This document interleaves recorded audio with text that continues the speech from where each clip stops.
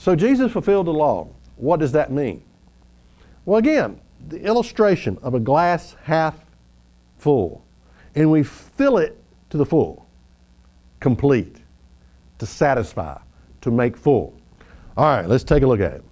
Matthew 5 and verse 27. It says, you've heard it, that it was said of them old time, you shall not commit adultery. So we have a glass, we have a law here that's half full, let's say. And there were all kinds of people who I think during that time could honestly say, I've never committed adultery. I've never been unfaithful to my wife. Okay? Now, maybe this law needs to be fulfilled, to fill up, to make complete, to satisfy, to make perfect.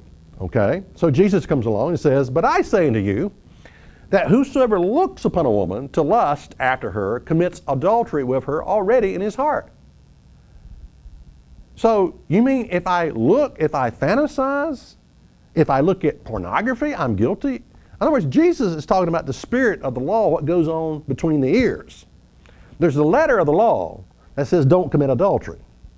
And Jesus comes along and says, we're going to fulfill this law. We're going to fill this law to the full by saying if you fantasize about having sex, you're guilty with another woman other than your spouse.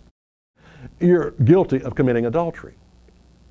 Now, let me ask you a question. Does Jesus' interpretation of the law, does that make it more or less binding?